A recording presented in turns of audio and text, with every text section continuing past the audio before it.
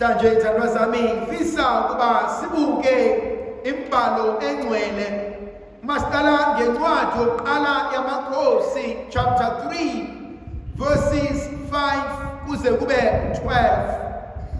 uNkulunkulu ukhuluma noSolomoni uthi kuyena cela kube kunye okuthandayo ngizokupha. Athi uSolomoni bekhuluma noNkulunkulu athi baba ungiphe lesisikhundla sokuba inkosi, unikeze umsebenzi wokuthatha kubaba wanikeza abantu ukuba ngibaluse, kodwa ngazi ngizokwenze njani. Yangithinta ithandwa zami lenkonzo ethi Nkosi kunesabelo ongiphe sona, kodwa angazi ukuthi ngizomisa kanjani.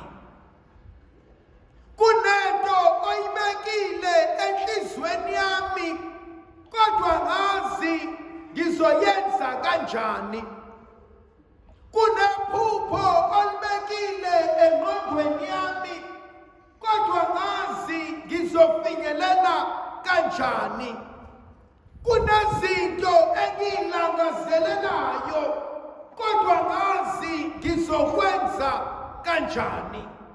Baningi abantu abaney'fiso, baningi abantu abaphupha amaphupho, baningi abantu abanezinto abayilangazelelayo, bathi kodwa ngazi ngizokwenze njani. Ngiyayithanda le nkonzo yokuthi sekubekiwe esesiphila uJehova lesabelo, kodwa bese kuvuka kumina ukuba ngokwami ngizohluleka, ngokwami angikwazi ukuzenzela. Ngelinye ilanga ithi ingilosi yenkosi uma iya kuHana ithi uNkulunkulu sefikile kuwena, uzawukhulelwa uthole umntwana. Ebese yotshela umyeni wakhe uElkhana athi kuthiwa ngizokhulelwa ngithola umntwana. Uthi uElkhana hambe ngelosini yenkosi umbuzo ukuthi ufuna simkhulise kanjani lo mntwana. Baningi abazali ngisenzo kuyintando kaNkulunkulu yini ngabantwana babo. Uma sengiphambi kwesihlalo sobukhosi seqhamuka iy'ngane zami ngamunye ngamunye, ngiyokwazi ukuphendula ngihambe kanjani phambi kwey'ngane zami. Ngibasondezileni uNkulunkulu, akuve kulula ukubasondeza enkosini mabesabancane, akuve kulula ukubasondeza enkosini mabesabodadoda, kodwa masebekhulile ngisabasondezana enkosini. Ngiyayithanda inkonzo yokuthi Nkosi usungiphile, ngifundise manje ufuna ngikwenze kanjani. Baningi abantu abakhulekela imishado ababusisa uJehova ngomshado, bangaka abathi Nkosi sengizongena kulesabelo, ngicela ungifundise ngiphila kanjani emshadweni. Nkosi ngifundise ngoba ngokwami ngiyahluleka. Baningi abantu abafuna imisebenzi, baningi abantu abayidelelayo imisebenzi, baningi abantu abayidonjayo imisebenzi, baningi abantu sebesebenza baqhoshe, bangaka bathi Nkosi sewungiphile, kodwa Nkosi ufuna ngiwenze kanjani. Thandwa zami ngike ngashumayela enyangeni ezedlule ngathi masingakhuleki sifune sikufunayo, masikhuleke sithi Nkosi ngiphe okuyisabelo sami. Ngoba khona ezinye izinto esikhulekelayo asiphe uNkulunkulu maqedane zisibinde. Thina namhlanje uSolomoni Nkosi ungiphe isikhundla sokuba inkosi. kodwa ngazi how to be a king. Umnikela isabelo sikababa, kodwa le ncathulo are too big for me. Bangaki kithina were humble enough abathi Nkosi angazi ngenze njani. Nkosi sewuphile, kodwa ngazi how to handle onginikeze kona. Uyamazi umuntu osebenza iminyaka athola impesheni ayibhubhudle within 2 months. Uyayazi ingane oshonayo kuphume zonke imali kanina, zonke imali kayise ayibhubhudle within 2 months. Sewunikile, angikwazi ukusebenzisa usezandleni zami. Sewuphile labantwana, angikwazi ukubaphatha ngibakhulise ezandleni zami. Sewunikile promotion, angikwazi ukudila nokunike kona. Uthi uSolomon, Inkosi ngiyabonga uphile, kodwa ngaphandle kwakho lento izongibulala mina uqobo lwami. Then uNkulunkulu uthi yena, ngoba ucelanga ingcebo, awucelanga impilo ende, kodwa ucela ukuhlakanipha, athi ngizokunikeza. Bese kuyavuka kumina ukuba uSolomoni ucele ukuhlakanipha, athi ukuze ngikwazi ukuqonda okuhle nokubi, ukuze ngikwazi ukulalela izwi lakho. Thandwa zami, there's this beautiful concept, spiritual ear.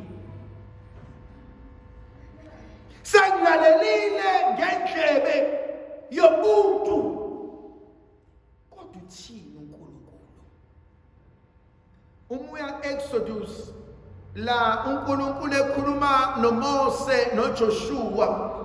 uJoshua ulwa nezwe lama-Amaleki, balwa ethafeni entabeni. uNkulunkulu phakamisa uMose, wathi Mose entabeni phakamisa induku nezandla zakho ukuze uJoshua anqobe. Indlebe yomuntu ibuka ilalele okomuntu, but the spiritual ear says lempe ngilwayo, it's a spiritual battle. Uyadlula kumuntu, uyasuka kumuntu, ebesuthi yini lena engilwisana nayo, yini lena engangifuni, yini lena eqeda izinto nenqubekela phambili. A spiritual ear says to me, why mangifika phakathi kwabantu kube khona isiphithiphithi. A spiritual ear says to me, why mangikhuluma nalona kube khona igwebu eliphakamayo mina. A spiritual ear says to me, why mangiya kulendlu kuba nokuphithizela izinto. A spiritual ear says to me, why manginosibani ngilahlekelwe izona zonke into zami. And the spiritual ear says, see beyond what meets the eye. Thina uNkulunkulu emabandleni, thina uNkulunkulu empilweni zethu, thina uNkulunkulu ngokwenzeka kwezinto. Why kunesiphithiphithi? Why konakala?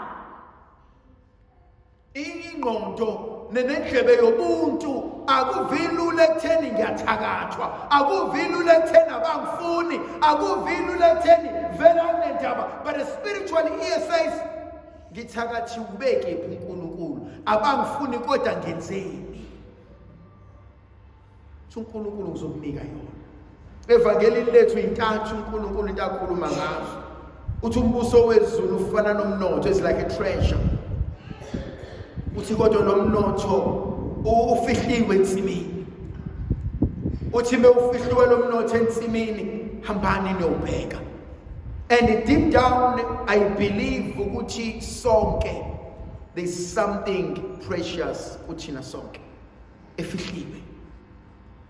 Abanye bethu uNkulunkulu yabanikeza ithalente lokuba bakwazi ukusheshe babone ukukhulu bakhe empilweni zabo. Abanye bethu sidinga umuntu ozoyithakulula lento abanye bethu sidinga kuba sikhandle. But deep down, all of us bukhona ubuNkulunkulu. But how many of us believe that? How many of us abakholelwayo ukuthi yes, I can be down, yes, I can be out, kodwa there is still ubuNkulunkulu mina.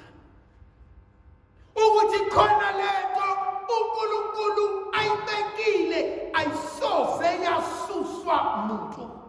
Athi uJesu evangelini lakhe kuJohn chapter 6 athi I will never reject anyone who comes to me. Athi baba babekile esandleni sami akekho noyedwa oyobasusa mina. How many of us believe that? Ukuthi esandleni somusa siyagcina. Ukube esandleni somusa negama lakho libhaliwe. Then there is a second element akhuluma ngayo athi umbuso wezulu ufana namatshe aligugu. Athi lamatshe aligugu uthi mase uwatholile ebese udayisa konke ukuzukwazi ukwathola lamatshe. Thando zami, what is it that I'm willing to let go of? Yini kumele ngishiye? Yini kumele ngidayise? Yini kumele ngikhoshwe yona? Uma uya evangelini lika Marcus chapter 10 indaba kaBartimaeus uthe sememezile lithi izwi likaNkulunkulu wami uJesu wathi mbizeni khona inkonzo eyenziwe uBartimaeus engithandayo. Lithi izwi likaNkulunkulu wathatha ingubo yakhe wayilahla phansi maqedane wagijima waya enkosini. What are you willing to let go of before the beginning of this week? Babangaki kithina abathi I'm stuck, angikwazi ukuqhubekela phambili. Bangaki kithina abathi angiyiboni impumelelo, and yet uyazibona izinto ezikubambayo. You and I are not willing to let go of them. Hlezi ngithi mina angikwazi ukucomplaina ngithi I'm stuck empilweni, I'm not progressive empilweni. Ngijola nenkosikazi yomuntu umyeni wakhe ukhala ubusuku nemini ngenxa yami. Ngijola nendoda yomuntu engasondle ekhaya unkosikazi ukhala ubusuku nemini ngenxa yami. Let go. I cannot say ngicomfortable ukuthi uyazondla izingane zami, ngicomfortable ukuthi uyangakhenga umuzi, ngicomfortable ukuthi uyayifundisa zami, kodwa ezakho sewuyilibele. Yazi abanye bethu ngeke sishawe ngoba sithakathiwe, sizoshawa ngenyembezi zabantu esithe masijabula thina basala bekhala. And so Jesu uthi thina sewubonile okuhle, sewubonile okuligugu. What are you willing to sell in order ukuthi ubambe lokhu okuphilisayo? Kodwa mhlambe bengifuna ukuthi bangaka abantu esibaxhaphazile ukuze sibe successful. Bangaka abantu esibagibela amakhanda ukuze sikwazi ukuclimba iladder, zingaki izinto we have acquired ngokuqamba amanga nokukhohlisa abazali bethu.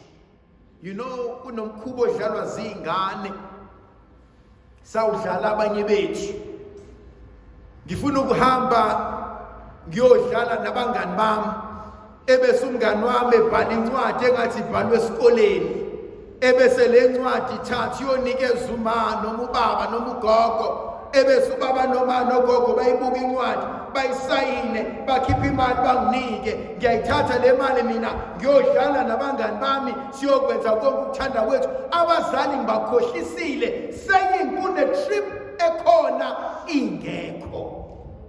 Now into engishayayo leya mali ebizokwenza okuhle uma sengiganga ngayo ngeke yini leyo nto ingibambe ngaphambili.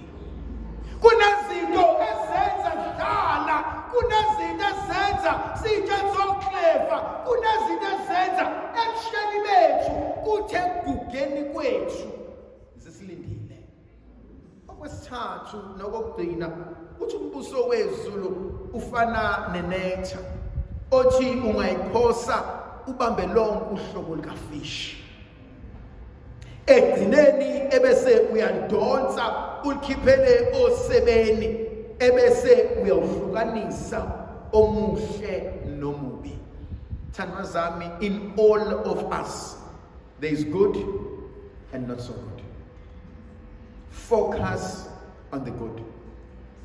Mangizazi nginenhliziyo esheshayo ukuhluthuka, embi, ebophayo, enenzondo, isilima kuphela esithi sesazi siqhubeke.